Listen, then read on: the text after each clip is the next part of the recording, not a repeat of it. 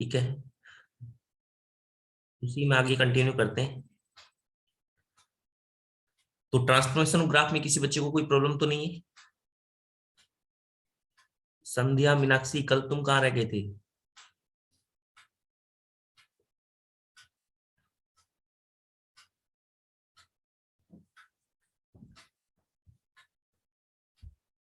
Okay, आपने ये draw करना है, एक्स स्क्वायर माइनस का 9 पूरे का मोड, ऐसे ये आपने ड्रॉ करना है। ड्रॉ करोगे सभी?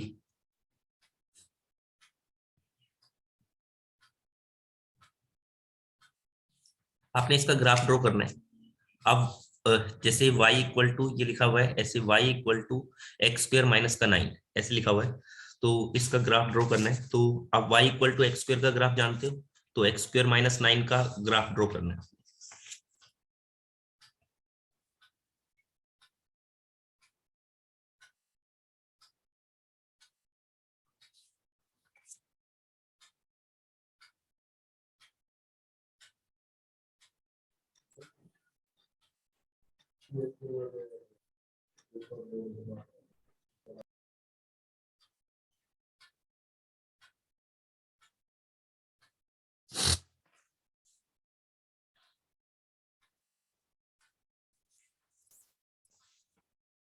कैसे ड्रॉ करोगे भाई? आपने ऐसे किया कि y equal to x square का ग्राफ जानते हो, और यहां पर लिखा हुआ है कि ऐसे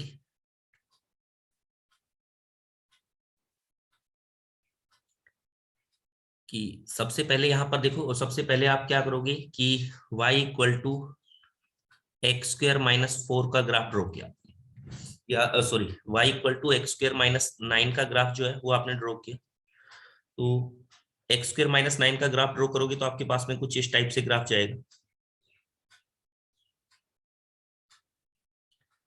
ओके, ये आपके पास हो गया माइनस का 3,0, ये आपके पास हो गया 3,0। अब आपने क्या किया है कि ये तो आपने किया, अब उसके बाद आपने क्या ट्रांसफॉर्मेशन लगा देनी है कि जो आपके पास ये एफ ऑफ एक्स था, इस एफ ऑफ एक्स को आपने रिप्लेस कर दिया, एफ को रिप्लेस कर दिया किससे? मोड एफ से। तो मोड एफ से रिप्लेस करता हूं तो क्या हो जाएगा, बताओगे? बोलते चलोगे मेरे साथ साथ? सर पॉजिटिव वैल्यूज ही आएगी, नेगेटिव नहीं आएंगी। तो नेगेटिव वाली वैल्यू ऊपर को आ क्या जाएगा, करें? ऊपर आ जाएगा ये। हाँ, ये जो नहीं नीचे वाला, लेनी, ये जो नेगेटिव पोर्शन वाली। है ये ऊपर ही आ जाएगा, -3। नेगेटिव नेगेटिव वैल्यू y की पॉजिटिव हो जाएंगी। हाँ, ये -3 वाला जो पोर्शन है ये ऐसे आ जाएगा, जो नीचे की तरफ पोर्शन है ये क्या चला जाएगा? ऊपर चला जाएगा, और जो ऊपर था वो तो ऊपर ही रहेगा। ऐसे ग्राफ बन जाएगा। ठीक है, तो जैसे पहले ये यहाँ पर कितने पे कट कर रहा था कि 0,-9 पर कट कर रहा था, तो ये क्या हो जाएगा? 0,9 हो जाएगा, और ये -3,0 और ये 3,0। यानी कि अगर आप f को मोड f से रिप्लेस करते हो तो जो नीचे वाला पार्ट है उसको आप ऊपर की तरफ शिफ्ट कर दो। क्योंकि अगर इनकी इक्वेशन लिखनी हो, जैसे इस लाइन की इक्वेशन देखो, ये वाली जो लाइन है, ये वाली लाइन, इसकी इक्वेशन तो क्या है? इसकी इक्वेशन तो है y equal to x square minus का 9 नहीं है, एक्स स्क्वायर माइनस 9 का पार्ट ही है ये। ठीक है, बट इसकी जो इक्वेशन हुई, इस वाले पार्ट की जो इक्वेशन हुई, कौन से पार्ट वाले पार्ट की? ये जो नीचे से ऊपर की तरफ गया है, इसमें क्या हुआ कि मोड ने नेगेटिव वाले पार्ट को पॉजिटिव बनाया। वो कैसे बनाया? कि माइनस का साइन लगा के बनाया होगा। तो इसकी इक्वेशन क्या बन जाएगी? माइनस का एक्स स्क्वायर और प्लस का 9 बन जाएगा ये। इसकी इक्वेशन ये बन जाएगी, अगर आप इंडिविजुअल इक्वेशन देखना चाहते हो तब। ओके,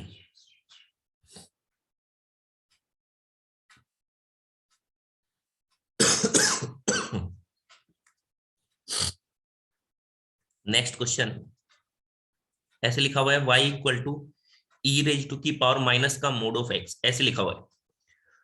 तो इसका ग्राफ बनाना आपने, तो इसका ग्राफ कैसे बनाओगी? पहले तो y equal to e raise to की पावर x का ग्राफ बनाओगे आप, y equal to e raise to की पावर x का ग्राफ।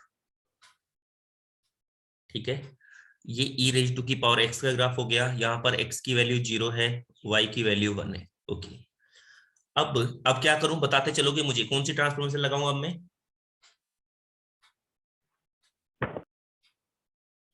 बोलो भाई। रिवाइज क्या होगा साइड वाला ना, रिमूव कर दीजिए। अब क्या करूं, कौन सी ट्रांसफॉर्मेशन लगाऊं? सर x2 mod x वाली। x को अगर मैंने मोड x से रिप्लेस कर दिया तो ऐसे बन जाएगा, ये y equal to e raise to की पावर x था, तो y equal to e raise to की पावर माइनस कम ऐसे बन जाएगा। फिर उसके बाद क्या करूंगा? लेफ्ट हैंड साइड वाला पोर्शन हटा के इसकी इमेज ले लो। नहीं नहीं नहीं नहीं, ई रेज टू की पावर x बन गया, फिर उसके बाद क्या लगाऊंगा? x2 minus x वाली सर। फिर x को माइनस एक्स से रिप्लेस करने वाली में तो क्या होगा, y equal to e raise to की पावर, यहाँ पर माइनस का x आएगा, माइनस एक्स आने का मतलब ये तो प्लस बन जाएगा अपने आप ही। तो ये वाली जो ट्रांसफॉर्मेशन आपने बोली, ये वाली ट्रांसफॉर्मेशन पहले नहीं लगाएंगे, इसका मतलब हम कौन सी ट्रांसफॉर्मेशन लगाएंगे, ऐसे लगाएंगे y equal to e raise to की पावर माइनस एक्स वाले लगा देंगे। ठीक है, जो भी ऑपरेशन होगा वो, यानी कि आपने क्या किया, x को माइनस एक्स से रिप्लेस कर दिया। फिर उसके बाद मैं क्या करूंगा, नेक्स्ट ट्रांसफॉर्मेशन में क्या करूंगा कि मैं x को रिप्लेस कर दूंगा किससे, x को रिप्लेस कर दूंगा मोड x से।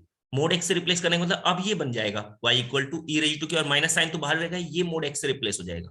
ये वाली ट्रांसफॉर्मेशन काम करेगी। ठीक है, स्टेप बाय स्टेप इस तरह से चलना है आपको। तो आपने कहा x को माइनस एक्स से रिप्लेस करेंगे तो ग्राफ क्या बनेगा, जो ग्राफ बनेगा वो क्या बन जाएगा कि y एक्सिस में आप इसकी इमेज ले लो, रिफ्लेक्शन ले लो। y एक्सिस में रिफ्लेक्शन लिया तो ये आपके पास में y एक्सिस के अबाउट में ऐसे बन जाएगा। ओके, ये बन गया 0,1। अब आपने क्या करना है कि x को मोड x से रिप्लेस करना है। x को मोड x से रिप्लेस करने में क्या करते थे आप कि x की नेगेटिव वैल्यू के लिए भी जैसा पॉजिटिव के लिए बन रहा है वैसा ही ग्राफ बनेगा। तो इसका मतलब आप क्या करते थे कि नेगेटिव साइड में जो जो y एक्सिस के लेफ्ट साइड में जो ग्राफ होगा उसको आप हटा देते थे, रिमूव कर देते थे। तो रिमूव करके फिर आपके पास जैसा आपके पास में राइट साइड में बन रहा है वैसा ही आप लेफ्ट साइड में बनाते थे। ऐसे आपने ये वाला जो पोर्शन था ये रिजेक्ट कर दिया, ये वाला पोर्शन रिजेक्ट किया। ठीक है, जैसा आपके पास लेफ्ट साइड में है, नहीं जैसा आपके पास राइट साइड में वैसे ही आपने लेफ्ट साइड में बना दिया। समझ में आया श्वेत? Yes sir. समझ में आया? Yes sir. Okay, Shubham, Meenakshi, Sandhya, समझ में आया बच्चे क्या हो रहा है? आपने कल की क्लास तो ली नहीं, तो आ रहा है सर, थोड़ा थोड़ा ग्राफ समझ में। थोड़ा थोड़ा ग्राफ समझ में आ रहा है। ओके, तो कल वाली जो ट्रांसफॉर्मेशन बताई थी उनको एक बार पढ़ लेना। ठीक है, नोट्स भेजे हुए नोट्स उनको एक बार पढ़ लेना। ठीक है, तो समझ में आ जाएगा सारी चीजें।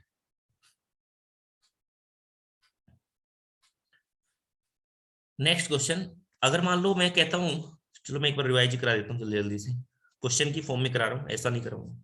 y equal to mod sine है, ये इसका ग्राफ बनाना है आपने।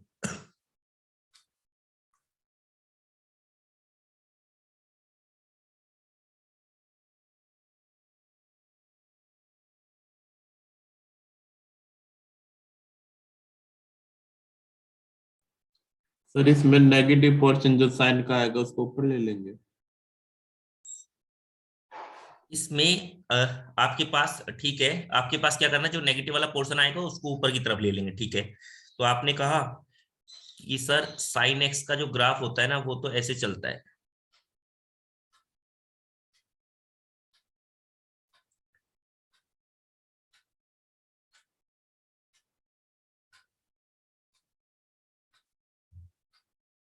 ये साइन एक्स का ग्राफ होता है, y equal to sine x का ग्राफ। ओके, तो अब क्या करना है आपने, y इक्वल टू बनाना है y equal to sine x का मोड, यानी कि आपने क्या किया, f को मोड f से रिप्लेस किया। आपने क्या किया, f को मोड f से रिप्लेस किया। तो मैंने क्या कहा था, जो नीचे पोर्शन आएगा उसको आप ऊपर की तरफ ले जाओ।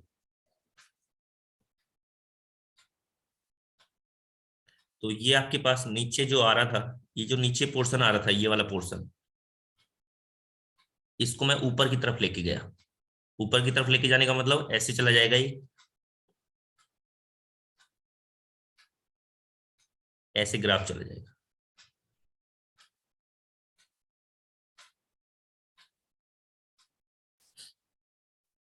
ओके, अब नेक्स्ट किया मैंने बोला कि अगर मैं ऐसे कर देता, देखो दोनों में फर्क है, y इक्वल टू, अगर मैं ऐसे कर देता साइन और यहां पर मोड एक्स से रिप्लेस कर देता। तो इस वाले केस में क्या कर रहे हो आप, इस वाले केस में आपने क्या किया, y equal to sine x था तो x को मोड एक्स से, y equal to sine x है तो इसमें आपने क्या किया, x को रिप्लेस कर दिया किससे, मोड x से, ऐसे किया। तब ये क्या बन जाएगा, y equal to sine mod x ऐसे बन जाएगा। तो इसका जो ग्राफ जाएगा वो क्या होगा कि भाई अगर मैं x को मोड x से रिप्लेस करता हूं, अगर मैं x को मोड x से रिप्लेस करता हूं तो क्या होगा कि जो साइन x का ग्राफ था जो लेफ्ट साइड में था उसको आप हटा दो, और जैसा राइट साइड में बन रहा था सेम वैसा ही लेफ्ट साइड में बना दो आप। तो देखो इसका रिफ्लेक्शन लेना आपने, तो इसका रिफ्लेक्शन लेना है तो ऐसे जाएगा ये,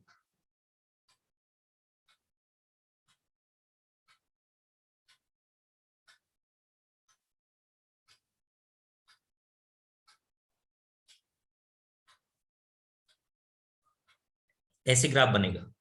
क्लियर हुई मेरी बातें? अगर मैं ऐसे कर देता कि mod y equal to sine x कर देता, इसमें भी फर्क है।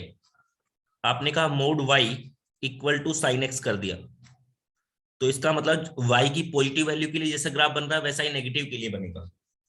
तो y की पॉजिटिव वैल्यू के लिए जो ग्राफ बन रहा है तो y equal to sine x का ग्राफ कैसे होता है, ऐसे होता है, ऐसे होता है। तो आपने क्या किया, y की पॉजिटिव वैल्यू के लिए जो ग्राफ बन रहा है ये, ठीक है, नेगेटिव वाले को हटा दो, नेगेटिव वाला जो है इसको हटा दो, ये जो है, ये जो है इनको हटा दो। इनको हटाकर आपने क्या करना है कि जैसा नेगेटिव के लिए बन रहा है वैसा ही पॉजिटिव के लिए बनेगा, या जैसा पॉजिटिव के लिए बन रहा है वैसा ही नेगेटिव के लिए। क्योंकि बीच में ये गैप आ गया 0 टू पाई, फिर उसके बाद यहां पर दोबारा से आता है 2 पाई से लेकर के 3 पाई तक,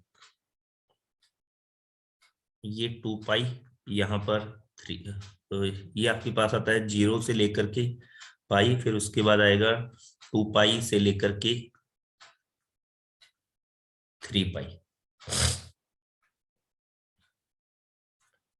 तो यहां पर जो बनेगा वो नीचे की तरफ भी ऐसे ऐसे यहां पर चलेगा, ऐसे चलता है। यहाँ पर जो ग्राफ आता है वो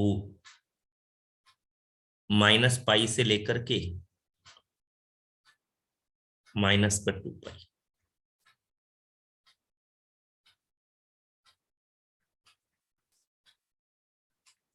ऐसे ग्राफ चलेगा। समझ में आया सभी को?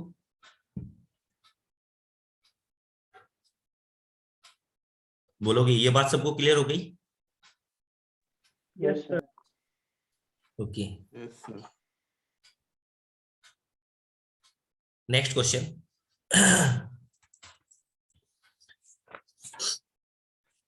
तो अगर आपके पास में देखो एक चीज का, ये तो आपने ध्यान रख ही लिया कि अगर मान लो आपके पास कभी भी ऐसे हो कि x माइनस 1 का ग्राफ था ऐसे, तो ये क्या होगा, ये जो ग्राफ होगा इस तरह से जाएगा कि ये x एक्सिस है, तो ये आपने इसका मोड लगाया हुआ है तो ये 1 तक तो जाएगा, ठीक है। फिर उसके बाद क्या हो जाएगा, ऐसे नीचे वाला जो पोर्शन था, जो नीचे की तरफ पोर्शन जा रहा था, ये क्या चला जाएगा, ऊपर की तरफ चला जाएगा। मोड का मतलब जो नीचे जा रहा था वो ऊपर की तरफ चला जाएगा। ओके, ये वाला ग्राफ ऐसे ध्यान रखा। तो अगर आपके पास में, अगर मैं कहता हूँ x माइनस ए टाइप से लिखा हुआ है, ए कोई भी नंबर है, तो ये क्या होगा, इसका जो ग्राफ जाएगा ऐसे जाएगा कि यहां से ए तक आएगा और ए से फिर ऊपर की तरफ चला जाएगा, क्योंकि ये स्ट्रेट लाइन होगा। स्ट्रेट लाइन का जो ग्राफ होता है वो ऐसे सीधा चल रहा होगा। मोड लगा दिया आपने, मोड लगाने का मतलब क्या हुआ कि वो नीचे वाला जो पोर्शन था वो ऊपर की तरफ चला गया। ओके, तो ये आपने ध्यान रखा, ठीक है, कि ऐसा होता है। अब एक ये भी ध्यान रख लिया आपने नोट में ही कि अभी आपने क्या था कि अगर मान लो क्वाड्रेटिक टाइप का लिखा हुआ है x माइनस एल्फा, और यहां पर लिख दिया मैंने x माइनस एल्फा और x माइनस बीटा, तो इसका जो ग्राफ होता है वो आपके पास चलता किस टाइप से, इस टाइप से ग्राफ चलता है कि ये अल्फा और बीटा ऐसे, ठीक है, ये अल्फा कोमा बीटा ऐसे चलता है।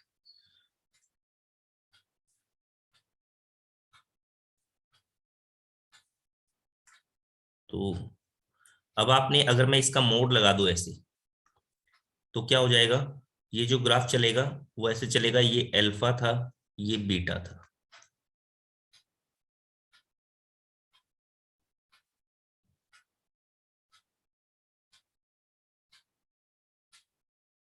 ये आपके पास ऐसे ग्राफ चलेगा, ठीक है। तो ये भी ध्यान रख लिया आपने। ओके, ट्रांसफॉर्मेशन को ही मल्टीपल ट्रांसफॉर्मेशन का यूज कर रहे हैं। क्वेश्चन मैंने बताया ऐसे लिखा हुआ है कि मोड ऑफ एक्स, यहां पर लिख दिया मैंने -2 पूरे का मोड, ऐसे करके लिख दिया, ठीक है। ये y = लिखा हुआ, इसका ग्राफ बनाना आपने, बनाओगे तो पहले क्या करोगे आप, पहले मुझे बताते चले जाओ कि क्या क्या करोगे, ट्रांसफॉर्मेशन कौन कौन सी यूज करने वाले हो आप। पहले क्या किया आपने, y = किसका ग्राफ बनाओगी, x-2 का ग्राफ बनाएंगे। ये ग्राफ बनाना तो जानते हैं, x-2 का ग्राफ डायरेक्टली हम, ठीक है। अब उसके बाद आपने क्या किया कि x-2 का ग्राफ बनाया, फिर उसके बाद आपने कौन सी क्या किया, उसके बाद कौन सी ट्रांसफॉर्मेशन लगाई आपने, कि आपने कर दिया x को रिप्लेस कर दिया किससे, मोड x से। मोड एक्स से x को मोड x से रिप्लेस करूंगा तो ये क्या बन जाएगा, ऐसे बन जाएगा y = मोड ऑफ x -1। फिर उसके बाद नेक्स्ट ट्रांसफॉर्मेशन में आपने क्या किया कि जो फंक्शन है यानी f जो है, f को रिप्लेस कर fx दिया को मोड एफ मोड f से, ठीक है। तो ये क्या बन जाएगा, y = मोड में मोड ऑफ x -1, ऐसे पूरे का मोड। क्लियर? हाँ, ये -2 है। ओके, ऐसे आपके पास में ग्राफ बन जाएगा। क्लियर हुई मेरी बातें? अब आपने इसका ग्राफ बनाना जानते हो कि कैसे बनाते हैं, y = x का ग्राफ हमें पता होता है, ठीक है। तो ये क्या किया, x-2 से रिप्लेस किया है, तो x-2 से रिप्लेस करने का मतलब x एक्सिस के पैरेलली शिफ्ट हो जाएगा, कहां पर, 2 यूनिट, किस साइड में, लेफ्ट साइड में या राइट साइड में, राइट साइड में। राइट साइड में। तो ये आपके पास जा रहा होगा 2,0 से, ये -2,0 से। ओके, अब उसके बाद नेक्स्ट में क्या किया आपने, x को रिप्लेस कर दिया किससे, मोड x से। तो क्या करना आपने कि जैसा x की पॉजिटिव वैल्यू के लिए ग्राफ बन रहा होगा वैसा ही नेगेटिव के लिए बनेगा, ऐसे बन जाएगा। तो जो y एक्सिस के लेफ्ट साइड में जो पोर्शन था वो आपने हटा दिया और उस पर कैसे बना दिया, जैसा राइट साइड में है वैसा ही ग्राफ बना दिया। ओके, ये y एक्सिस था, ये x एक्सिस था। अब नेक्स्ट आपने कहा ये 2 है, ये -2 है। अब आपने क्या किया कि नेक्स्ट टाइम आपने क्या करना है, f को मोड f से रिप्लेस कर रहे हो। f को मोड f से रिप्लेस करने का मतलब होगा जो नीचे की तरफ ग्राफ बन रहा होगा वो ऊपर की तरफ चला जाएगा। तो ऊपर की तरफ जाने का मतलब यहां से ये -2, ये 2, ये वाला जो नीचे की तरफ जा रहा था ग्राफ, ये क्या चला गया, ऊपर की तरफ चला गया, ऐसे ये 2 आ गया। और जैसा ऊपर की तरफ जो ग्राफ था वो सेम ही रहेगा। सर हम इसमें पहले बना सकते हैं। ऐसे सेम बन जाएगी W टाइप की। क्लियर हुआ सभी को? सर अगर पहले मोड x बना ले तो, पहले मोड x का ग्राफ बना ले तब। यस सर, तो आंसर अलग आ रहा है हाँ, तब अलग आ जाएगा। सर। मोड x बना के फिर मोड x -2 करें, फिर y क्यों नहीं आ = रहा? Mode of x। तो मोड x -2 का अगर आप फिर क्या करोगे, आप ये करोगे x को रिप्लेस किया x-2 से, तब वो जो बनेगा वो बनेगा आपके पास में y = मोड का x-2, इस चीज का ग्राफ बन जाएगा वो। क्लियर हुआ? Yes sir. यानी कि जो भी ऑपरेशन कर रहे हैं वो x के ऊपर कर रहे हैं, x के ऊपर, जहां पर x होगा वहां पर होगा, ठीक है। क्लियर होगी मेरी बातें बच्चे? क्लियर हुआ है कैसे कि अगर मोड x ले लेते हो स्टार्टिंग में तो ये वाला इस चीज का ग्राफ बना लोगे, फिर आप इस चीज का, और फिर उसके बाद हाँ, फिर उसके बाद अगर और मोड लोगे तो इसका मोड और इसका मोड तो सेम ही रहेगा, वो तो फिर कोई मतलब ही नहीं। सर ऊपर कर दो थोड़ा सा। ऊपर करूं?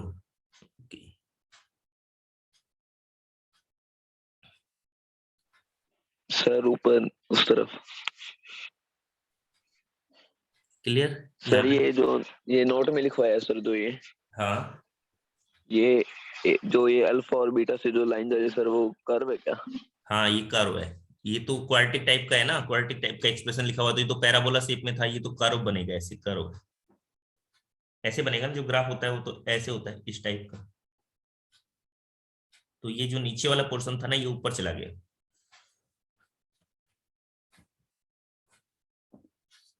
क्लियर हुआ? यहां तक की बातें सबको क्लियर होगी? Yes sir. ठीक है।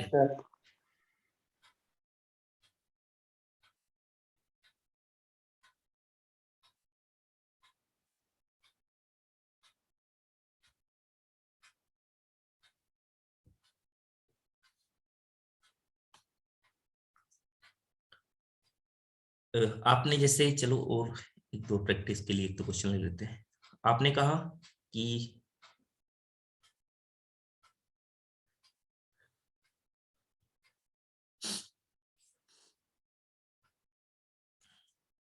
ये कोई एक ग्राफ है y equal to f of x, ये किस चीज का ग्राफ है, उसकी ग्राफ की शेप बताई हुई है आपको ऐसे।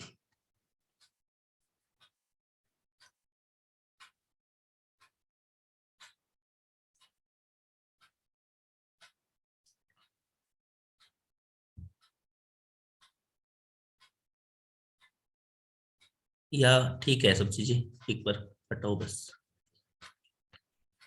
ये जितने पॉइंट मैंने आपको बताए हैं, ये सारे पॉइंट सबको क्लियर हो गए ना? ये जितने पॉइंट बताए हैं सारे पॉइंट क्लियर हो गए हैं ना सभी को? इसमें तो किसी बच्चे को कोई प्रॉब्लम नहीं है? No sir. ठीक है, तो ओके। तो ये जो यहां तक जो किया, इसमें हमारा जो ट्रांसफॉर्मेशन है ये कंप्लीट हो गया है। यहां तक हमारा ट्रांसफॉर्मेशन कंप्लीट हो गया है। सभी बच्चे अपनी वर्कबुक जो है वो ले आएंगे, सभी बच्चे अपनी अपनी वर्कबुक जो है वो ले आएंगे। वर्कबुक ले लेंगे, 1 मिनट का टाइम दे रहा हूँ, 2 मिनट का, और जो आपके डाउट है वो डाउट लेते हैं आप, ठीक है? इससे आगे की जो कहानी है वो करेंगे नेक्स्ट क्लास में। नेक्स्ट क्लास का मतलब है कि नेक्स्ट क्लास आपकी कब होगी?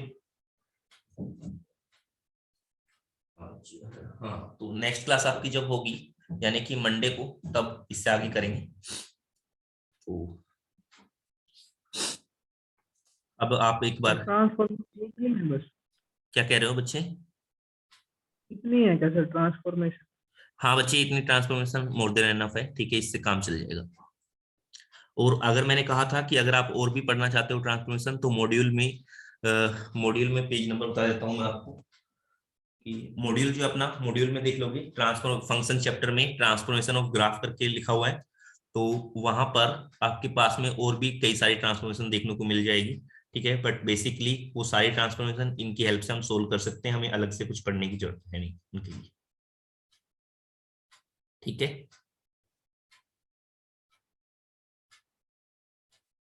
तो इतनी ट्रांसफॉर्मेशन से आपका सारा काम चल जाने वाला है।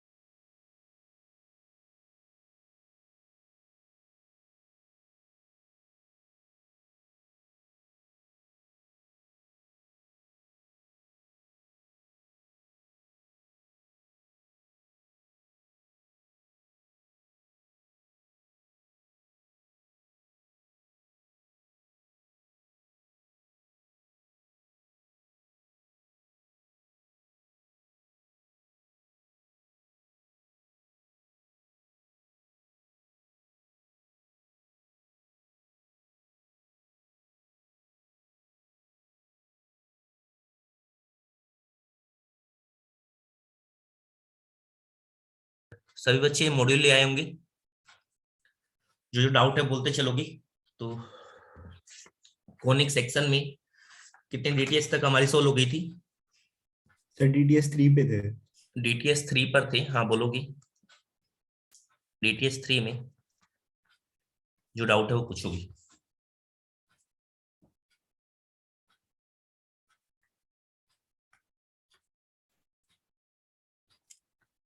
इसमें 37 करा रहे थे वो ऑर्थो सेंटर वाला। 37 नंबर, ओके 37 नंबर आपके पास ऐसे है कि फ्रॉम ए पॉइंट एच के 3 normals are drawn to the parabola y square equal to 4ax।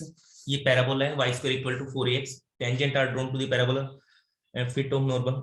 Okay, आपके पास में ऐसे है भी कि ये कोई भी एक पैराबोला है, इसमें किसी पॉइंट से आपने h कोमा के पॉइंट से, ये h कोमा के पॉइंट से आपने 3 नॉर्मल ड्रॉ किए हुए।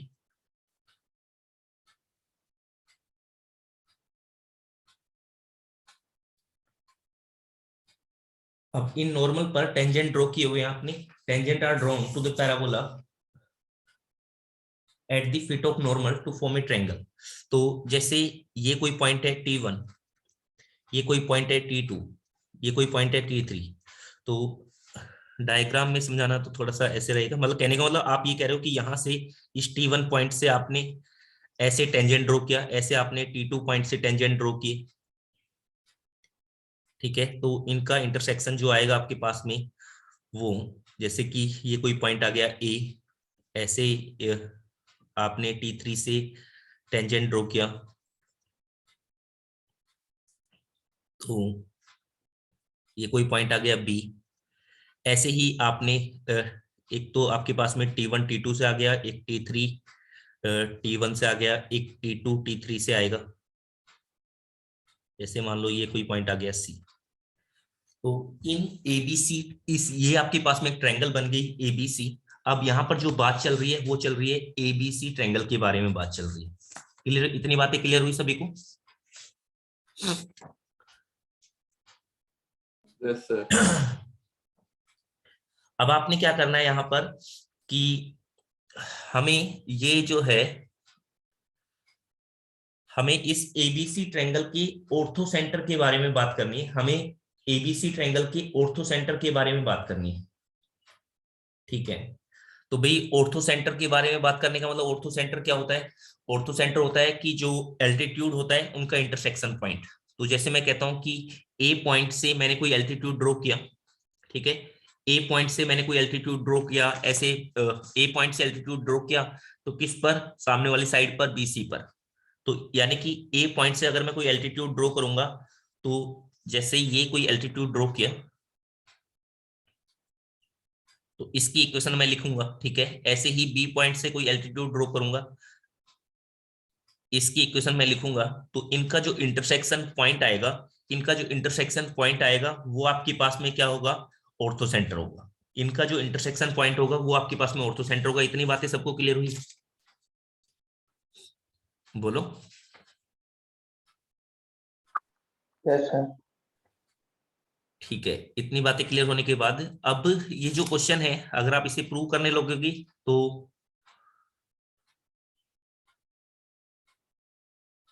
वो तो आपके लिए, प्रूव करने लगोगे तो वो तो बड़ा मुश्किल टाइप का रहने वाला है आपके लिए। बट अब हम क्या करें, हम करते हैं ऐसे कि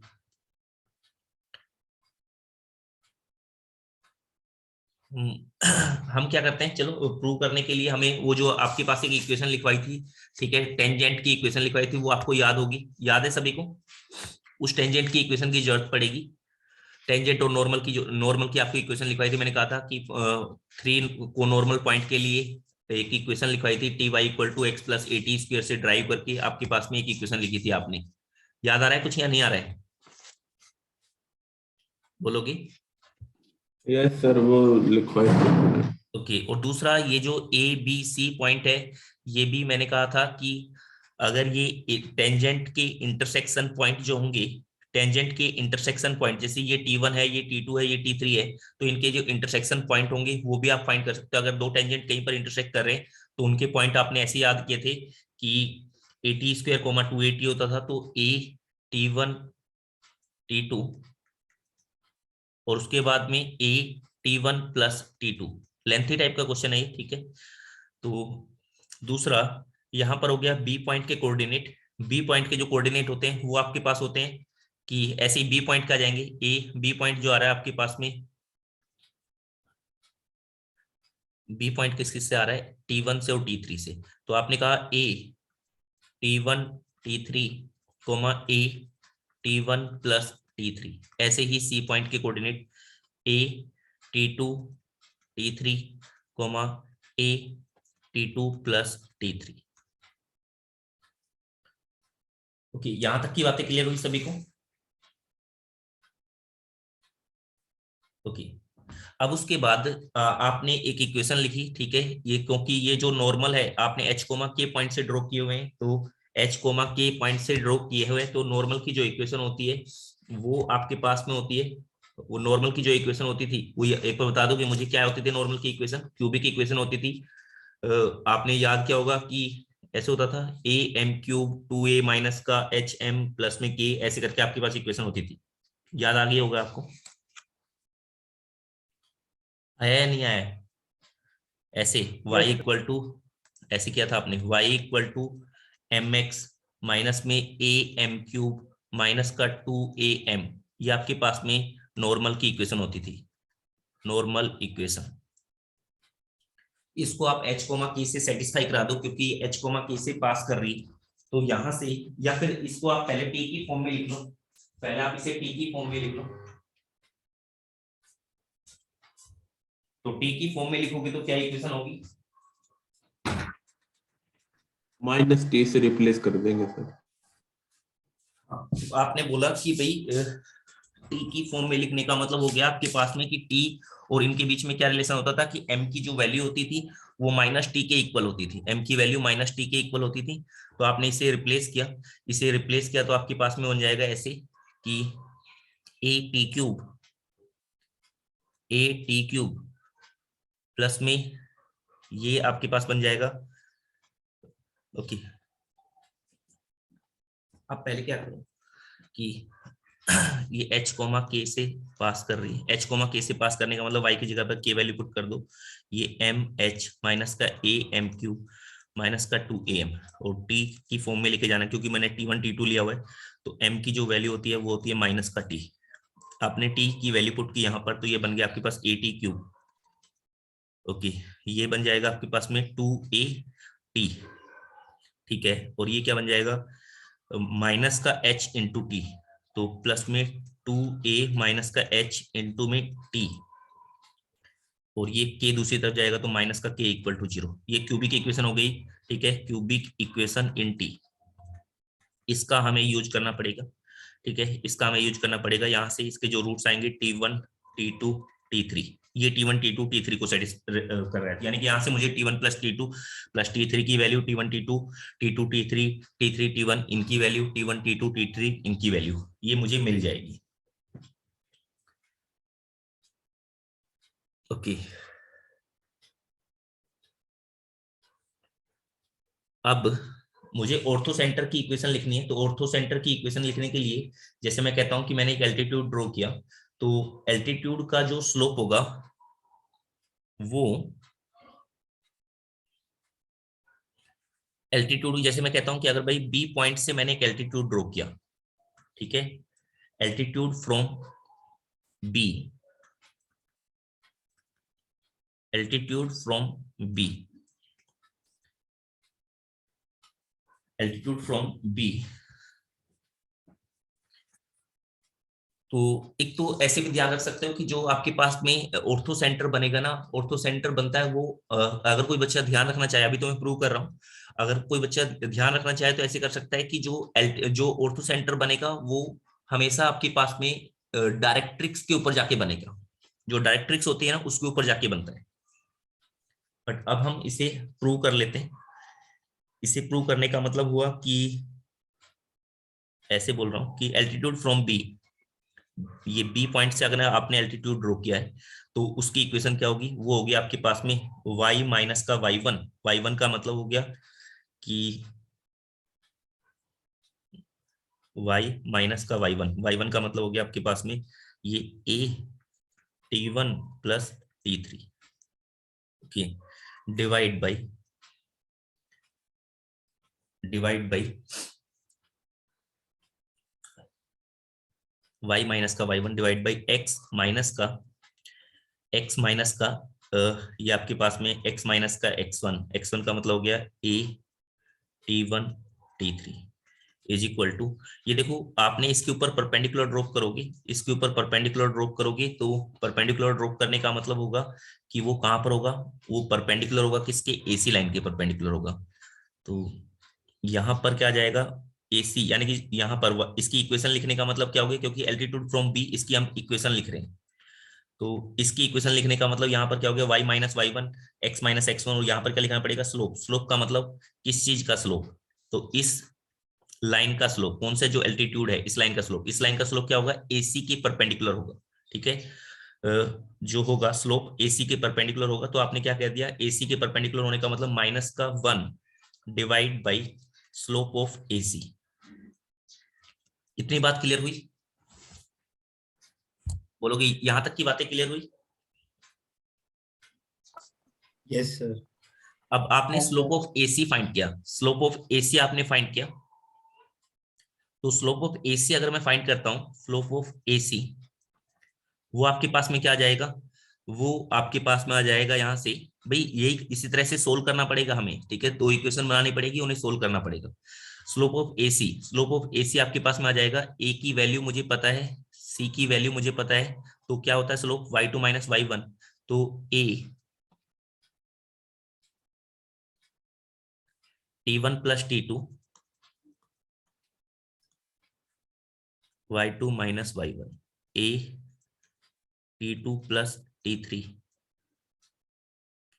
divide by x2 minus x1 का मतलब a t1 t2 माइनस में a t2 t3।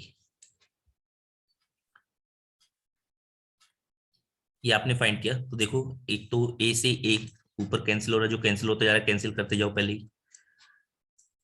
ओके, नीचे वाले से देखो क्या कॉमन आया, t2 कॉमन आ गया, तो क्या रह गया, नीचे रह गया t1 माइनस का t3। ओके, ऊपर क्या रह गया, ऊपर रह गया t1 प्लस t2, t2 से t2 कैंसिल हो गया, ये आपके पास आ गया है t1 माइनस का t3, t1 माइनस t3 से t1 माइनस t3, ये आपके पास में क्या आ गया, 1/t2 के इक्वल आ गया। यानी ये जो वैल्यू आ गई, ये वैल्यू किसके इक्वल आ गई, ये वैल्यू आ गई आपके पास में माइनस का 1 डिवाइड बाई t2, माइनस का 1 डिवाइड बाई t2। क्लियर है ना सभी को?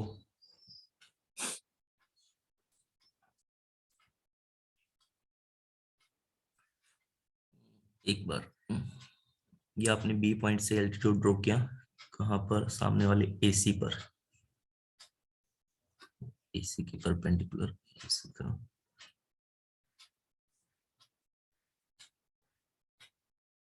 ठीक है, तो ये जो वैल्यू आ गई भाई, ये क्या आ गई, माइनस का t2 के इक्वल आ गई। क्लियर आ गया, समझ में आ गई इतनी बातें, 1/t2 आया है, तो इसका अगर आप रेसिप्रोकल लोगे तो ये वैल्यू आ गई, यानी कि आपके पास में हो गया है, क्वेश्चन आ गया, आपके पास में सोल्व हो गया है, ये आ गया आपके पास में। तो ये आपके पास एक इक्वेशन आ गई, एक इक्वेशन तो ये आ गई है y, यानी कि आपके पास आ गया है y माइनस में a t1 plus t2 t1 plus t3 is equal to minus का t2, और यहां पर आ गया x माइनस का a t1 t3। ये आपके पास में फर्स्ट इक्वेशन हो गई। ऐसे सेकंड इक्वेशन के लिए आपने क्या किया, एल्टीट्यूड फ्रॉम, मैं कर लेता हूं ड्रॉ, किससे, ए से ड्रॉ कर लेता हूं। देखो भाई, अगर आपने बी पॉइंट से एल्टीट्यूड ड्रॉ किया था, तो यहां पर क्या था, t1 t3 था, तो ये क्या आया था, माइनस t2 के इक्वल आया था। ओके, तो अगर आप ए पॉइंट से करोगे, तो ए में क्या आ रहा है, t1 t2 आ रहा है, तो वो क्या आएगा, माइनस का t3 के इक्वल आएगा, वो क्या आएगा, माइनस का t3 के इक्वल आएगा। ऐसे ही जैसे आपने स्लोप फाइंड करोगे तो माइनस का t3 के इक्वल आएगा, क्योंकि बिल्कुल सेम ही है, इसमें तो कोई अलग चीजें तो है नहीं। तो आपने कहा ए पॉइंट से आपने ड्रॉ किया, ए पॉइंट का मतलब हो गया ए पॉइंट t1 t2 वाला, altitude from B, equation of altitude from A, ये आपके पास होगी ये y माइनस का a, यहां पर t1 प्लस t2, और ये यहां पर बन जाएगा माइनस का t3। स्लोप जो आएगा माइनस का t3 आएगा, x माइनस का a t1 t2। ये बन गई है सेकंड इक्वेशन, ये बन गई है सेकंड इक्वेशन। इन दोनों इक्वेशन को सोल्व किया आपने, इन दोनों इक्वेशन को सोल्व किया तो आपके पास में क्या आ जाएगी, वैल्यू आ जाएगी। तो सोल्व करने का मतलब कैसे सोल्व कर सकते हैं, तो अगर मैं सिंपली इन्हें सब्ट्रैक्ट कर दूं, इक्वेशन 1 माइनस इक्वेशन 2 कर दूं, तो y से y कैंसिल हो जाएगा। इक्वेशन 1 माइनस का इक्वेशन 2 कर दिया मैंने, तो क्या हो जाएगा, y से y कैंसिल हो जाएगा। लेंथी क्वेश्चन है, ठीक है, तो ज्यादा वो करने की जरूरत नहीं। इसमें आपके पास जो क्वेश्चन बन सकता है मेंस में, तो वो तो सेंट्रोइड तक का ही बन सकता है, एल्टीट्यूड वाला तो काफी लेंथी टाइप का क्वेश्चन बन रहा है। या फिर सीधा ध्यान रखो कि डायरेक्ट्रिक्स पर कट करता है।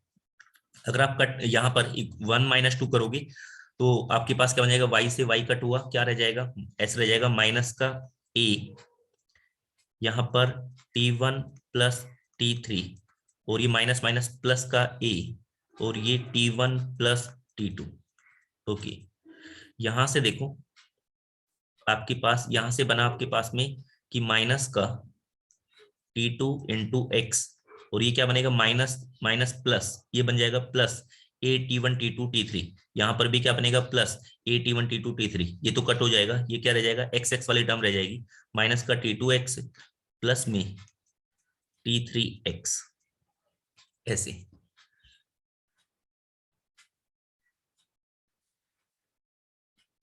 यहां से देखा आपने कि यहां से कि ये क्या बन गया, माइनस का a t1, या डायरेक्टली कट करो, ये माइनस a t1 और ये प्लस का a t1 कैंसिल हुआ, तो क्या रह गया, a को आप कॉमन ले लो, a को आपने कॉमन लिया तो क्या रह गया, t2 माइनस का t3। यहां से क्या रह गया कि यहां से रह जाएगा आपके पास में कि आपने क्या बनाया कि माइनस का कॉमन ले लिया, माइनस x कॉमन ले लिया, तो ये क्या रह जाएगा, t2 माइनस का t3। ये कट हुआ तो x की जो वैल्यू आई वो किसके इक्वल आ गई, माइनस a के इक्वल आ गई। अब से आपने इसे ध्यान रख लिया, ये कहां पर, इसका मतलब कहां पर कट कर रहा है, डायरेक्ट्रिक्स पर कट कर रहा है, cut at directrix. Okay, x की वैल्यू मुझे मिल गई है, x की वैल्यू मुझे मिल गई है, x की वैल्यू क्या मिल गई है मुझे, माइनस का a मिल गई है, ठीक है। तो ऑर्थो सेंटर वो क्या होगा कि y की वैल्यू फाइंड करनी, किसी भी इक्वेशन में पुट कर दो, y की वैल्यू फाइंड कर लो। किसी भी इक्वेशन में पुट करने का मतलब x की वैल्यू माइनस a पुट कर दो, ठीक है, x की वैल्यू को माइनस a पुट कर दो।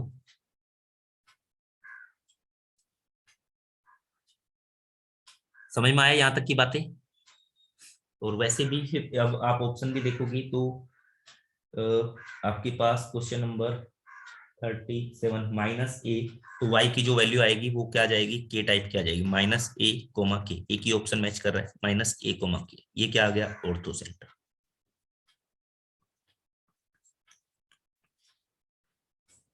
क्लियर हुआ, मेरी बात समझ में आई, बोलोगे Yes, भाई sir. समझ में आया या नहीं आया। Yes sir. ओके, और बोला आपने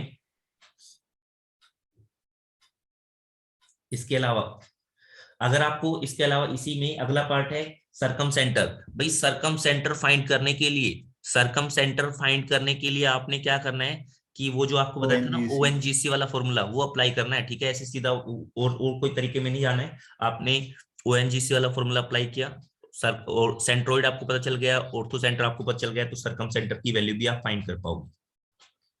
नेक्स्ट क्वेश्चन है कंडीशन फॉर इक्विलेटरल ट्रायंगल।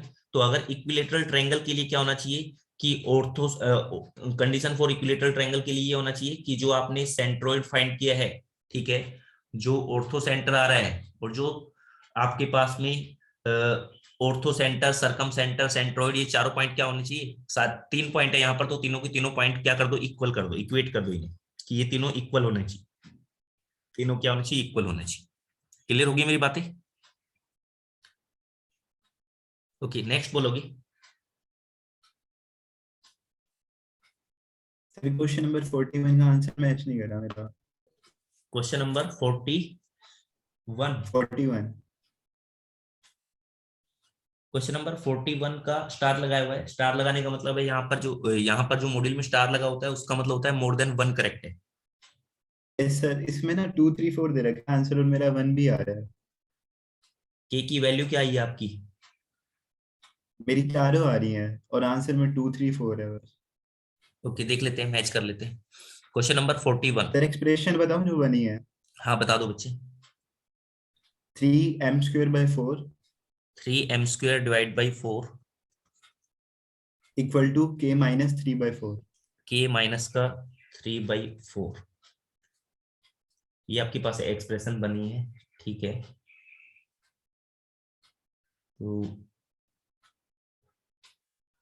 तो इसका मतलब क्या हुआ, देखो ये 3m² डिवाइड बाई 4 लिखा हुआ है, के की वैल्यू फाइंड करनी है मुझे।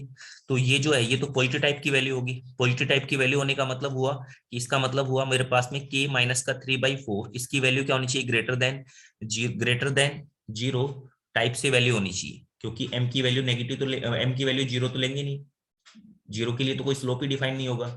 तो आप ऐसे कह रहे हो कि 0 के लिए m की वैल्यू अगर आप 0 भी ले लेते हो तो उस वाले केस में भी ये जो वैल्यू आ रही है के की वैल्यू क्या होनी चाहिए, ग्रेटर देन 3/4 टाइप की वैल्यू होनी चाहिए। तो 3/4 का मतलब तो हो गया आपके पास में,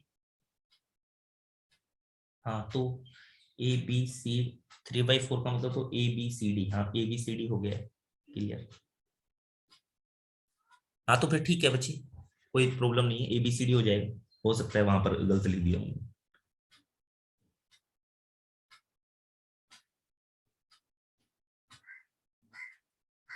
के की वैल्यू 1 के लिए ऐसे है। क्वेश्चन नंबर 41 में two normals y² equal to 4x and y² equal to x minus k have a common normal other than x axis. तो भाई एक अगर आप देखो के की वैल्यू को 1 ले लोगे, के की वैल्यू को अगर आप 1 ले लोगे तो इसका मतलब होगा आपके पास में कि ये देखना है कि वो x एक्सिस वाला नहीं होना चाहिए, other than have a common normal other than x axis, then k can be equal to,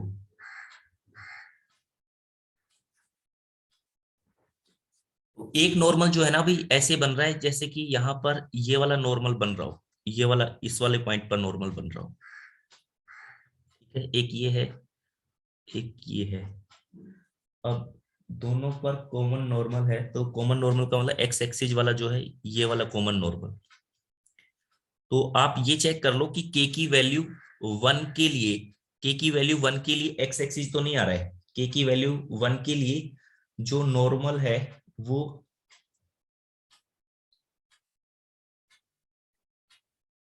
तो के की वैल्यू 1 के लिए ये चेक कर लो बच्चे, समझ में आया बच्चे? ये वाला जो है के की वैल्यू 1 के लिए ये देख लो कि एक्स एक्सिस तो नॉर्मल नहीं बन रहा है।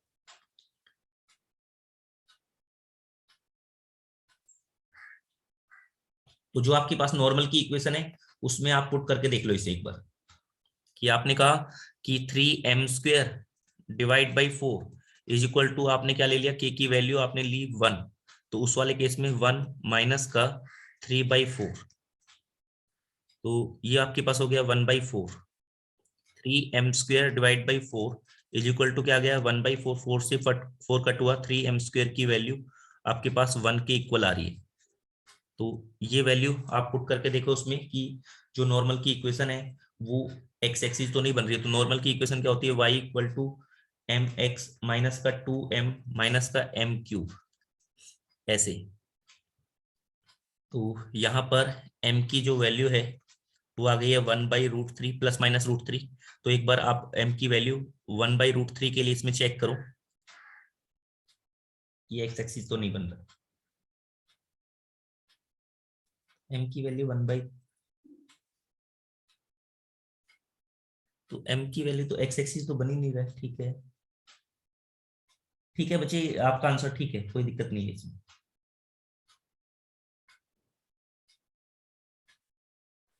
सर एक DTS 2 में है। इसमें जो आंसर है वो हो गया ABCD, m की वैल्यू एक्स एक्सिस इसमें नहीं बन रहा है, एक्स एक्सिस। ओके, और बोलोगे? सर DTS 2 में है एक। DTS 2 में बोलोगे क्वेश्चन नंबर 17। Question number 17।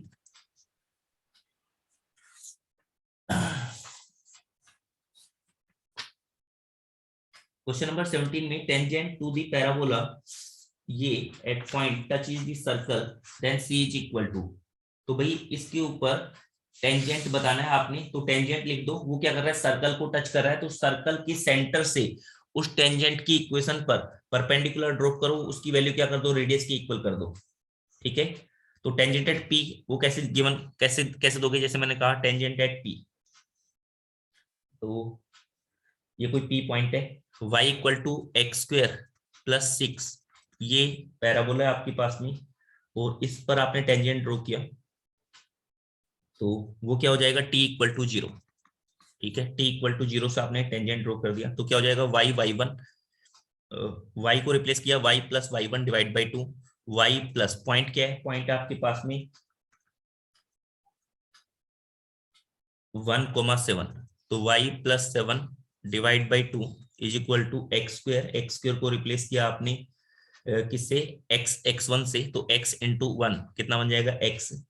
ठीक है, प्लस में 6, ये क्या बन जाए, टेंजेंट। ये टेंजेंट जो है इसकी इक्वेशन लिख ली, ये क्या बन जाएगा, 2x माइनस का y, ओके, ये 12 माइनस 7 कितना 5, तो प्लस का 5 इक्वल टू 0। ये टेंजेंट की इक्वेशन आ गई, ये टेंजेंट आ गया। अब ये जो टेंजेंट है ये सर्कल को टच कर रहा है, सर्कल को टच करने का मतलब सर्कल के लिए भी टेंजेंट है, तो सर्कल का सेंटर क्या है, सर्कल का सेंटर आपको पता है, सेंटर ऑफ सर्कल वो आपने फाइंड किया, वो आपके पास आ गया -8 माइनस का 6, और रेडियस की जो वैल्यू है वो, रेडियस की जो वैल्यू है वो क्या होती है, जी स्क्वायर प्लस एफ स्क्वायर, ये कितना हो गया आपके पास 100 माइनस का c। बस अब क्या आपके पास में, सेंटर से परपेंडिकुलर डिस्टेंस इस लाइन पर, उसको रेडियस के इक्वल कर दो।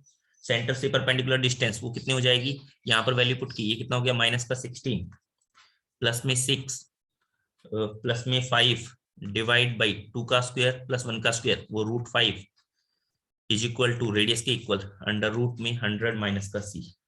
इसे सोल्व कर लो बच्चे। ठीक है, हो जाएगा सर। ठीक है, p इक्वल टू आर वाली कंडीशन लगा दिया, तो c की वैल्यू आ जाएगी आपके पास। ये हो गया ना, समझ में आ गया। Yes sir.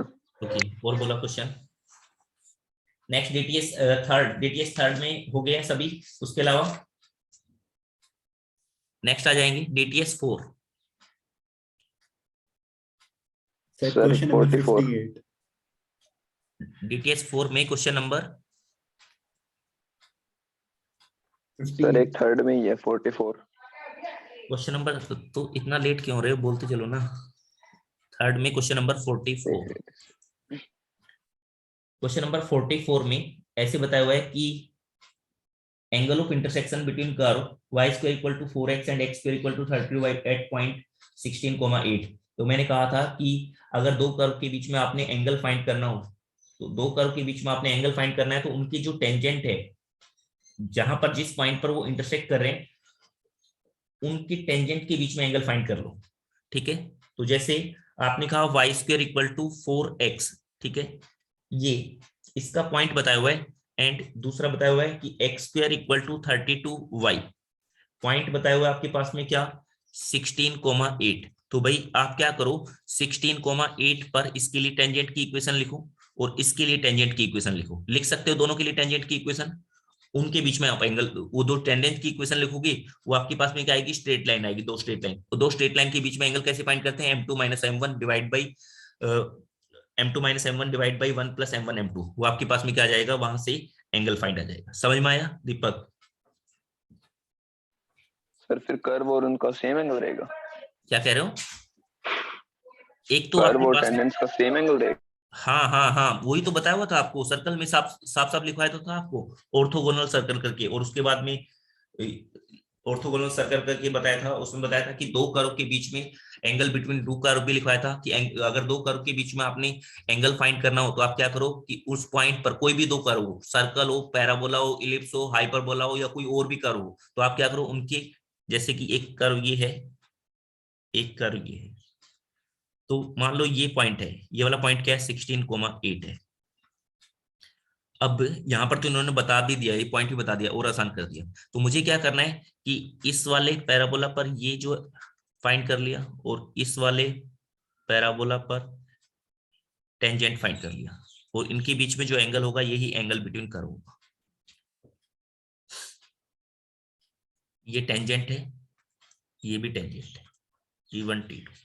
क्लियर, मेरी बात समझ पाए? Yes sir. ओके, तो ये था क्वेश्चन नंबर 44।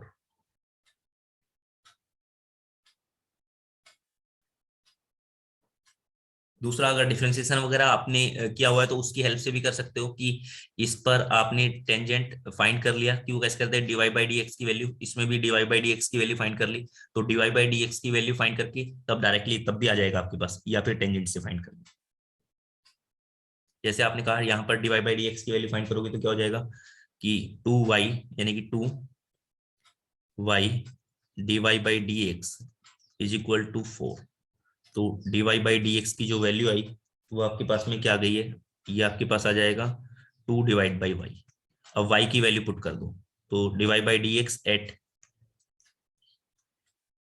कहां पर 16,8 पर, तो y की वैल्यू पुट की 2/8, तो कितना आ गया 1/4। ये किस चीज की वैल्यू आ गई, m1 की वैल्यू आ गई। ऐसे यहां से आपने क्या कर लिया, m2 की वैल्यू फाइंड कर ली, दूसरे वाले से आपने m2 की वैल्यू फाइंड कर ली, tan थीटा की वैल्यू फाइंड कर ली, m1 minus m2 divide by, ये फॉर्मूला लगा दिया, tan थीटा इक्वल टू क्या होता है m1 माइनस का m2 divide by 1 plus m1 m2। Clear हुआ बच्चे, समझ में आ गया? Yes sir. Okay, next question, DTS 4, sir 58। Question number 58।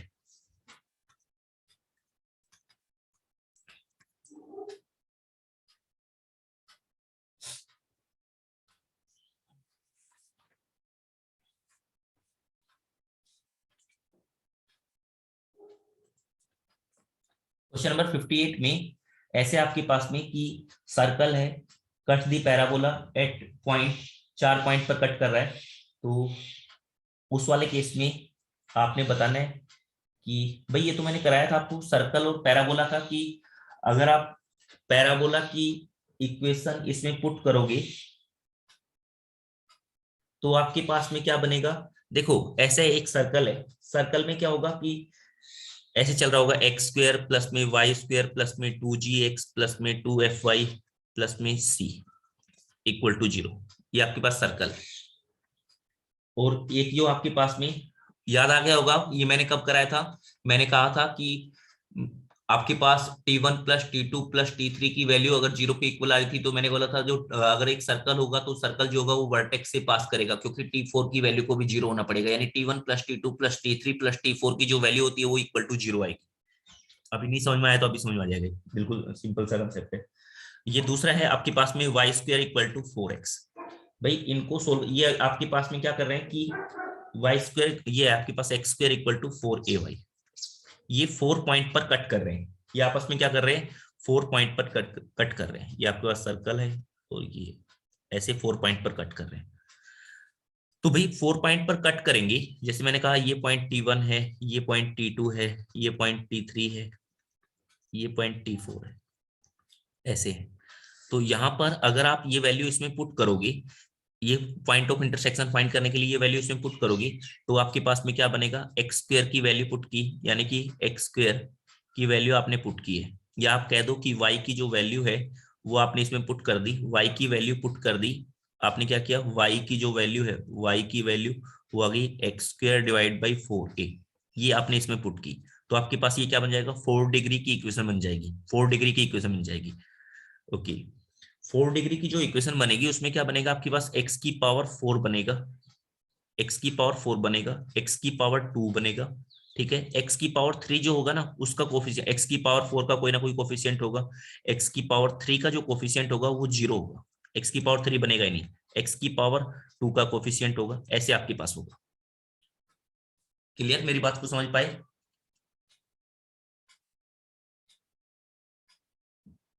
बोलो।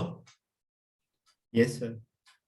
ओके, तो यहां से आपके पास में x की पावर 3 का कोफिशिएंट नहीं बना, तो इसका मतलब होगा ये t1 plus t2 plus t3, इनकी जो आपके पास में x कोफिशिएंट होंगे, जो x के कोफिशिएंट होंगे वो क्या होंगे आपके पास में, इक्वल टू 0 के टाइप के होंगे। या आप अभी भी नहीं समझ पाए हो तो आपने कहा कि यहाँ पर जो हम पॉइंट लेते हैं वो पॉइंट किस तरह से लेते हैं, इस वाले केस में जो हम पॉइंट लेते हैं वो किस तरह से लेते हैं।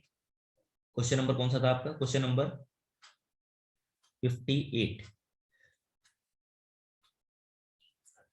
y इक्वल टू, एक मैं पुट करके बता देता हूँ, y equal to x square divide by 4a, ये आपने इसमें पुट किया, जो आपने इसमें पुट किया तो आपके पास क्या बन गया, ऐसे बन गया एक्स स्क्वायर प्लस में ये क्या बन जाएगा, इसका स्क्वायर करोगे वाई स्क्वायर का तो क्या बन जाएगा, एक्स की power 4 divide by 16a square plus में 2g, और ये क्या बन जाएगा आपके पास x, और ये क्या बन जाएगा 2f y, y का मतलब क्या बन गया x square divide by 4a plus में c इक्वल टू 0।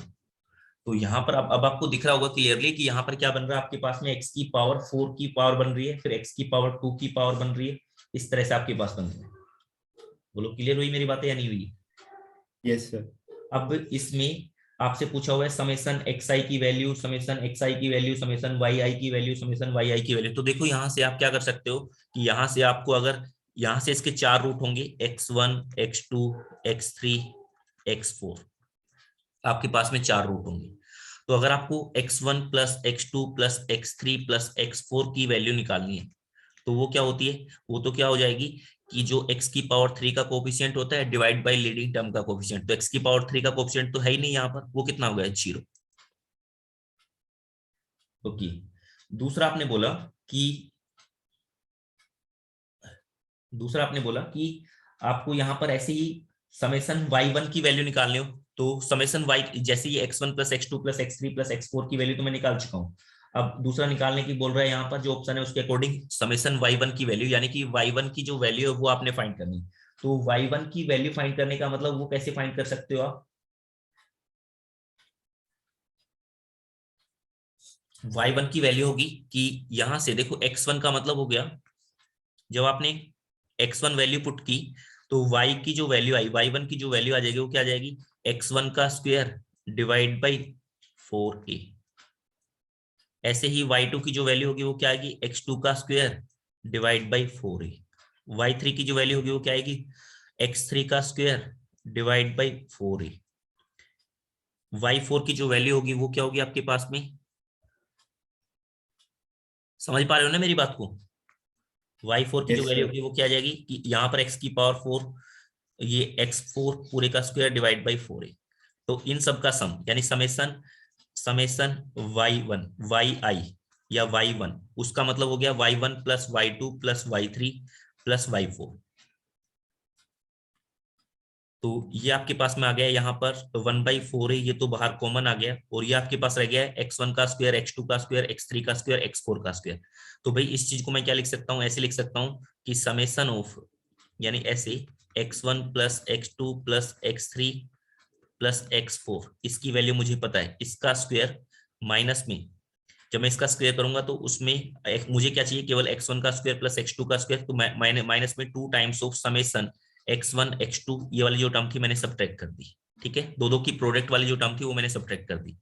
अब ये वाली जो वैल्यू है 1/4a, ये वाली वैल्यू मुझे पता है, ये वैल्यू कितनी है 0, माइनस में 2 टाइम्स समेशन x1 x2, तो समेशन x1 x2 की वैल्यू जो होगी, यहां से देखो समेशन x1 x2 की वैल्यू, दो की प्रोडक्ट, वो क्या होगा कि माइनस, देखो माइनस का साइन चला था पहले x, जब आपने x1 plus x2 plus x3 plus x4 की वैल्यू निकाली थी, तो माइनस में x की पावर 3 का कोफिशिएंट डिवाइड बाई x की पावर 4 का कोफिशिएंट। और जब x1 x2 की वैल्यू निकालोगे तो क्या होगा, माइनस के बाद प्लस का साइन चलेगा, प्लस का साइन एक्स स्क्वायर का कोफिशिएंट देखो क्या है 2f divide by 4a plus में 1, ये एक्स स्क्वायर यहां पर भी लिखा है, और पूरे की डिवाइड में क्या है, पूरे की डिवाइड में 1/16 a², 1/16 a², ये x1 x2 की वैल्यू निकल कर आ गई। ये वैल्यू यहां पर इसमें पुट कर दो। क्लियर? Yes sir. तो आपके पास में क्या आ जाएगा, ये जो आपके पास में जो भी ऑप्शन मैच कर रहा है वो आ जाए। समझ में आ गई होगी मेरी बातें, क्या किया मैंने क्या नहीं किया। आ गया है? Yes sir. ठीक है। Okay, next question. 49 सर। 49 69 पे है। कौन सा बच्चे? 49 एंड पहले 49 करते हैं। Question number 59 14, question number 49। Question number 49 में ऐसे है, मैक्सिमम नंबर ऑफ कॉमन कोड of a parabola and a circle can be equal to. तो कॉमन कोड की बात कर रहा है पैराबोला और सर्कल में। तो मैक्सिमम नंबर ऑफ कॉमन कोड of a parabola and circle can be equal to 2 4। तो पैराबोला और सर्कल में देखो आपके पास में कितनी जगह कट कर सकते हैं, वो मैक्सिमम 4 पॉइंट पर कट कर सकते हैं। तो 4 पॉइंट की हेल्प से कितनी कोड बन सकती है भैया? अगर आपके पास में 4 पॉइंट है तो इनकी हेल्प से कितनी कितनी कोड बन सकती है? दो को ज्वाइन कर दूं तो दो को ज्वाइन करने का मतलब एक ये कोड, एक ये कोड, एक ये कोड, एक ये कोड, एक ये कोड, एक ये कोड, एक ये कोड, तो कितनी बनेगी? 6 कोड बन सकती है, मैक्सिमम 6 कोड। वैसे भी आप ऐसे भी कर सकते हो, आप पीएनसी पढ़ के आए हुए कि 4 पॉइंट है, दो को ज्वाइन करूंगा तो कोड मिल जाएगी। तो 4C2 तो कितना आ जाएगा? 6। क्लियर? एक सर्कल और पैराबोला मैक्सिमम 4 पॉइंट पर कट कर सकते हैं, तो उनकी हेल्प से आपके पास में 6 मैक्सिमम 6 कोड पास कर सकती है। क्लियर हो गया सभी को? नेक्स्ट क्वेश्चन बोला आपने, क्या बोल रहे थे बच्चे? 59।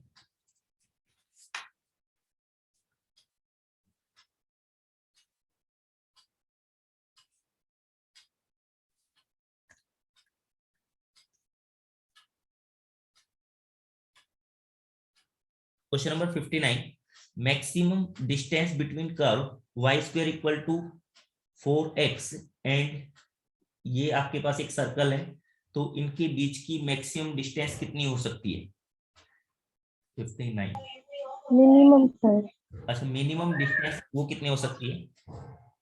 तो मिनिमम डिस्टेंस के लिए आपको बच्चे ऐसे बताया था कि ये आपके पास में कोई भी एक पैराबोला है, ठीक है, और ये पैराबोला जो है, सर्कल का सेंटर देखो कहां पर है। सर्कल का जो सेंटर है वो है आपके पास में 6,0 पर। तो ये इसका जो है 6,0 पर, ये 6,0 है। तो इनके बीच की मिनिमम डिस्टेंस वो कितनी हो सकती है कि जो है ना, सबसे पहले बताया था ये वर्टेक्स को टच करता है, वर्टेक्स को टच करता है, वर्टेक्स से जो इसकी डिस्टेंस होगी वो मिनिमम होती है, ठीक है। वर्टेक्स से जो मिनिमम डिस्टेंस होती है, ठीक है, ऐसे होता है। वर्टेक्स से इसकी डिस्टेंस क्या होती है? मिनिमम होती है। तो आपने देख लिया कि इसकी मिनिमम डिस्टेंस वो किसके इक्वल होगी। तो यहां पर आपके पास में इसका रेडियस फाइंड कर लिया आपने कि इस सर्कल का रेडियस कितना है, रेडियस कितना है आपने फाइंड किया होगा, रेडियस की वैल्यू कितनी आई है?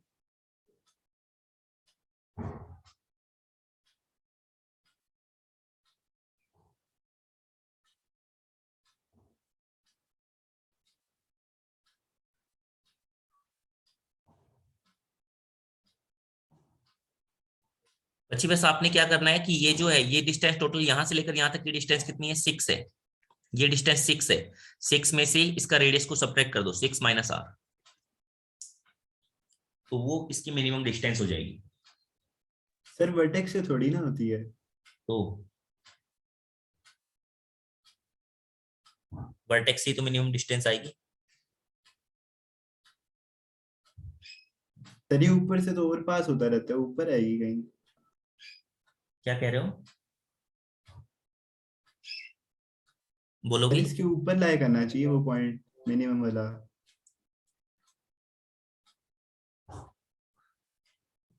ओके, एक मिनट, ये है आपके पास में सर्कल,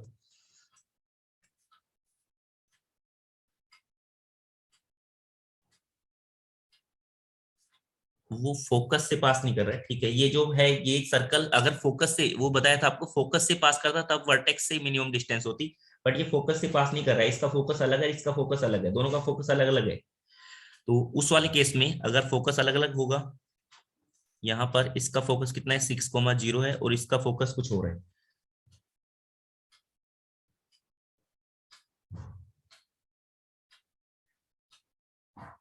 ठीक है, तो अब अगर मैं ऐसे करूं कि यहां से इनके बीच की डिस्टेंस फाइंड करनी है मुझे,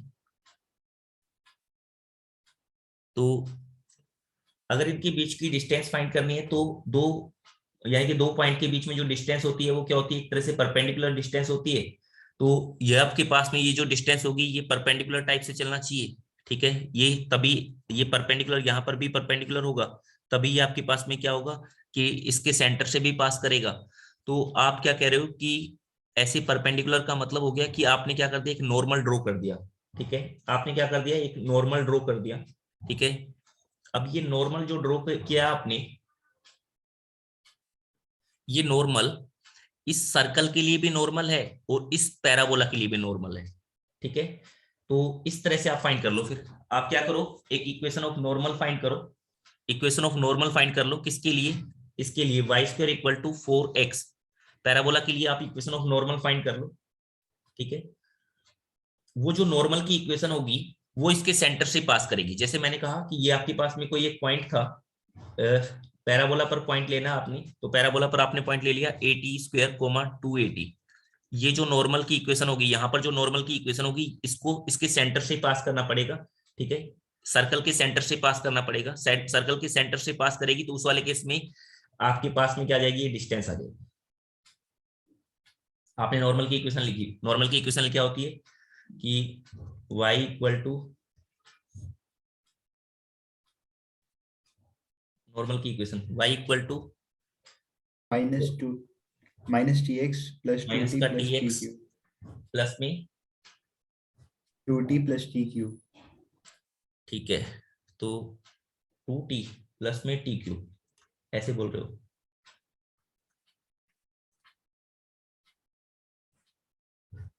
यही नॉर्मल की इक्वेशन होती है, नॉर्मल की इक्वेशन।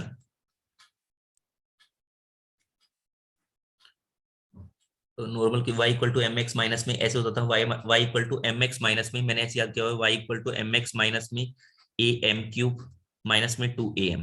तो यहाँ पर आप क्या कर दो, माइनस टी पुट कर दो m की जगह पर, तो ये माइनस tx और ये आपके पास में क्या हो जाएगा, माइनस माइनस प्लस at³ और ये आपके पास हो ये बंद जाएगा, हो जाएगा ना इस केस में। हाँ एक बार लिख लेते हैं, प्लस में 280, प्लस में 280। अब यहाँ पर इस वाले केस में आपके पास में जो a की वैल्यू है, ये क्या बताया हुआ, y² इक्वल टू 4x है, यानी कि a की वैल्यू कितनी है, 1 है। a की वैल्यू 1 आपने इसमें पुट कर दी, a की वैल्यू 1 पुट करने के बाद में ये आपके पास बन गया है, ये नॉर्मल की इक्वेशन आ गई। तो नॉर्मल की इक्वेशन क्या बन गई है, y इक्वल टू माइनस का t इंटू में x प्लस में 280 2t प्लस में t³। ये आपके पास नॉर्मल की इक्वेशन आ गई। अब ये जो नॉर्मल की इक्वेशन है ये पास कर रही है कहां से, 6,0 से, 6,0 से पास कर रही है। तो यहाँ पर आपने x की जगह पर 6 वैल्यू पुट कर दी, y की जगह पर 0 वैल्यू पुट कर दी, तो देखो ये क्या क्या बन गया है। यहाँ से आपके पास में जब आपने वैल्यू पुट की तो t की फॉर्म में एक इक्वेशन बन जाएगी, t की वैल्यू निकल कर आ जाएगी, t की फॉर्म में इक्वेशन बन जाएगी, t की वैल्यू निकल कर आ जाएगी, निकाली आपने, ऐसे ही निकाली आपने, क्या क्या वैल्यू निकल कर आई, सर प्लस और माइनस 2, प्लस और plus minus, minus 2, plus minus 2। T की वैल्यू आपने y की वैल्यू पुट की 0 और ये आपके पास हो गया है माइनस का 6x प्लस में ये बन गया है 12, नहीं ये आपके पास में बन गया है 2t प्लस में t³। तो ये आपके पास बन गया है माइनस का 6t, ऐसे। ये आपके पास बना है, तो इसकी इक्वेशन क्या बता रहे हो आप, +-2 बन रही है। एक तो 0 बन रही है सीधा सीधा, टी की वैल्यू 0 आ रही है, तो टी को आपने बाहर कॉमन ले लिया, टी को बाहर कॉमन लिया, एक तो आ गया टी इक्वल टू 0, टी को बाहर कॉमन लिया तो आपके पास बन गया है टी स्क्वायर प्लस में -6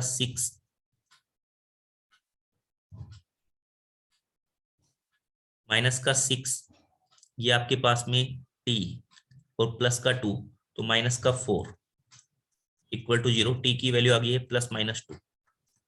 ओके, तो आपके पास आ गया है टी की वैल्यू +-2, ये आपके पास पॉइंट आ गए। क्लियर मेरी बातें, यहां तक की बातें सबको क्लियर हुई? तो अब आपके पास में क्या आ जाएगा कि टी की वैल्यू एक तो 0 के लिए टी की वैल्यू 0 पुट करने का मतलब आपके पास में ये 0,0 हो गया, एक पॉइंट तो ये हो गया। एक आपके पास में टी की वैल्यू 0, एक टी की वैल्यू +2, एक टी की वैल्यू -2। ठीक है, तो जैसे यहां पर एक पॉइंट यहां पर कोई आ रहा होगा इस तरह से। अब आपने कहा कि ऐसे पॉइंट आ रहे हैं, ये P है, ये नॉर्मल ड्रॉ किए हुए हैं आपने, तो इसका मतलब तो ये होगा आपके पास में कि ये जो वैल्यू है, ये वैल्यू आपके पास में क्या आना चाहिए कि जैसे इस पॉइंट को नाम दिया मैंने PA और इसको नाम दिया PC, तो इसके कोरस्पॉन्डिंग में ये दोनों पॉइंट क्या है, सिमेट्रिक है। दोनों पॉइंट सिमेट्रिक होने का मतलब एक टी की वैल्यू +2 के लिए आ रहा है, एक टी की वैल्यू -2 के लिए आ रहा है, तो इसका मतलब हुआ कि आपके पास में PA की जो वैल्यू है वो PC के इक्वल हो गई। ठीक है, PA की जो वैल्यू है वो PC के इक्वल होगी, यानी मिनिमम डिस्टेंस जो होगी वो अब आपने फाइंड की वो कितनी आनी चाहिए कि जो इसका रेडियस है, इसका रेडियस कितना आ रहा है भाई, सर्कल का रेडियस, पीए की वैल्यू फाइंड कर लिया आपने, √5 सर। पीए की वैल्यू ओके √5, तो जो आपके पास मिनिमम डिस्टेंस हो जाएगी वो कितनी आ जाएगी, मिनिमम डिस्टेंस पीए माइनस का आर, रेडियस की वैल्यू उसमें से सब्ट्रैक्ट कर दो, क्योंकि सर्कल का जो मिनिमम डिस्टेंस होगी वो कितनी होगी कि ये पूरी जो वैल्यू थी, इस पूरी वैल्यू में से ये आपने रेडियस की जो वैल्यू थी ये सब्ट्रैक्ट कर दी। क्लियर? तो देखा आपने, पीए की वैल्यू बता दी, पीए की वैल्यू कितनी आ रही है,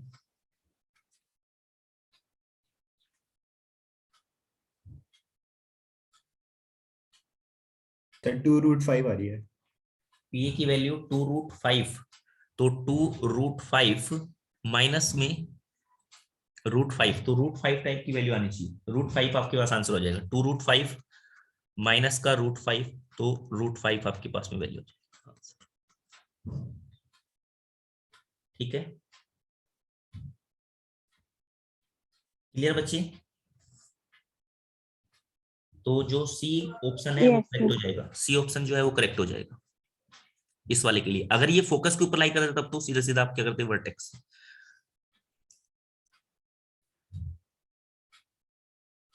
हाँ ठीक है, ओके, और बोलोगी? इसके अलावा और कोई डाउट है तो?